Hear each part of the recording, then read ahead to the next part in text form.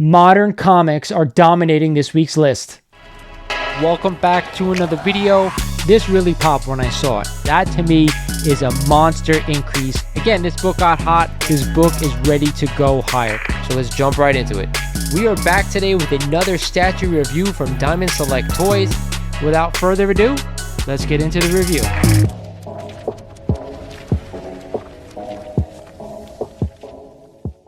What is good, YouTube? This is Lawrence over at Mighty Comics and Collectibles, and thank you for joining me for another Hot 10 breakdown of the week. If you guys aren't familiar with this one, I take the 10 hottest comics according to the Key Collector app, and I break them down for you guys, telling you which I'd be buying, and of course, which I'd be staying away from.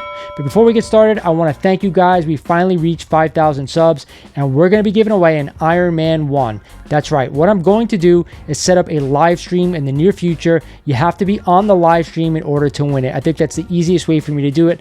Last time we gave it away this way, and I thought it was a lot of fun. So I will give you plenty of advance notice to jump on this thing and be able to win that Iron Man 1. So stay tuned. Also, guys, if you're not a current subscriber of the channel, do me a favor, click that sub button, smash the like button. Let's get as many likes as we can on this video. And of course, check out all the new merch available down below. If you are interested in channel memberships, they're available as well. Anything you guys do to support the channel is greatly appreciated. With that said, let's get into this week's breakdown.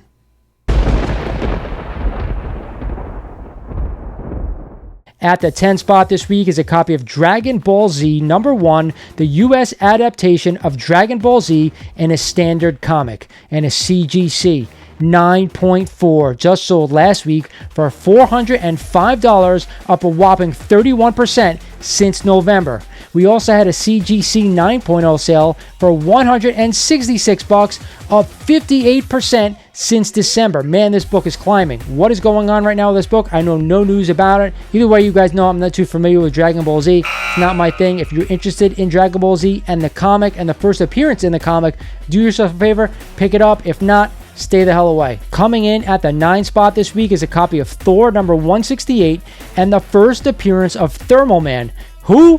And of course, this is also part of the origin story of Galactus. It's probably more known for that. And a CGC 7.5, just sold the prior week for $310, up a crazy 39% over the average. We also had a CGC 6.5 sale for $240, up another 33% over that average. Man, this book is hot. I don't know why. I always like seeing Silver Age goodness on this list. Unfortunately, this one, I'm not too sure I want to buy. Again, do I want to spend that kind of money on this copy for a part of the origin story of Galactus? Not too sure, and I don't even know who the hell the THEMIGHTYRPH is. To me, I'm giving it a thumbs down, but hey, if you want to own a nice key Silver Age book and lower grade and spend less money, I'm all for it. Coming in at number 8 this week is a copy of Amazing Spider-Man #78 and the first appearance of the Prowler, Hobie Brown, and a CGC 9.0, just sold last week for a whopping $725, up a measly 4% over the average. We also had a Slab 4.5 sell for $125, up only 2% over the average. I said it last week, I don't want to give it away why this book is all of a sudden on this list. You guys know I'm into Amazing Spider-Man keys. I appreciate owning the first appearance of the Prowler. I don't want to own it in high grade. I think it's kind of a waste of money. But hey, if you could pick up a mid-grade copy for under $100, I'm all for it. I own a copy of this one just to have it in my Amazing Spider-Man run. At number 7 this week is a copy of Flash #123 and the first appearance of the Golden Age Flash in the Silver Age, and a CGC 5.5, just sold the prior week for $1,316, up another 19% over the average. This book has been on and off the list for the better part of 6 months. We also had a CGC 2.5 sale for $600, up 7% over the average.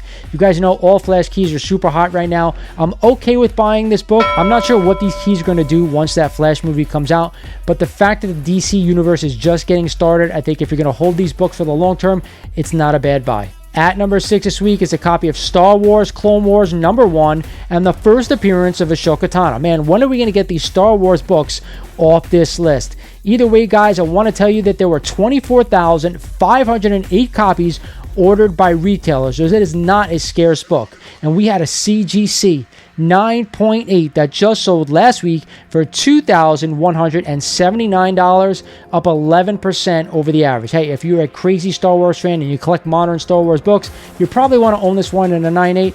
Other than that, I'd be staying away. You guys know I'm not a fan of these books. I think they drop right after the shows come out or when the hype dies down. I think there's a better time to buy if you're looking to own this book. At number 5 is another book that's been on the list for the better part of a month. It is a classic cover, Wolverine #1, in this iconic one by the great Frank Miller. This is also the first appearance of Yu-Gi-Oh! And a CGC. 9.8 just sold last week for $850, up 21% over the average. I believe the last 9.8 sale prior to this was around $700 and change, so somebody really overpaid for this book.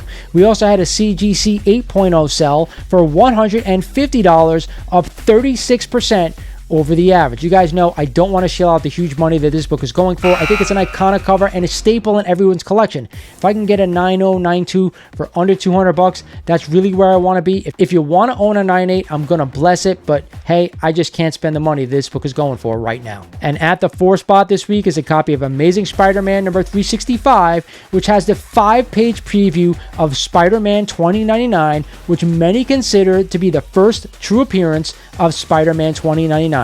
You guys know why this book is on this list. All of a sudden, they portrayed this character tremendously, and Across the Spider-Verse, they did a fabulous job. Either way, a CGC 9.8 just sold last week for $232, up 16% over the average. Guys, there are a million copies of this book out there, probably a ton in a 9.8. I actually don't have the numbers. Regardless, if you want to buy it, at a 9.8, be my guest. For me, I just don't want to own it. There's way too many copies out there. I'd rather save my money.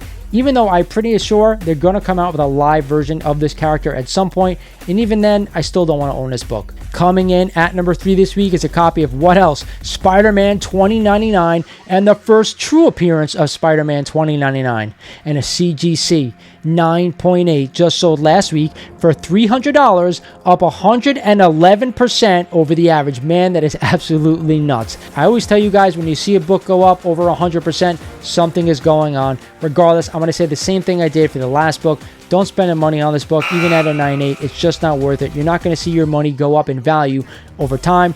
This character may be great, but I'd rather put my money elsewhere. At number 2 this week is another big key. It is a copy of New Mutants 98 and the first appearance of Deadpool. You guys know I am super excited to see Deadpool interact with everyone else from the MCU.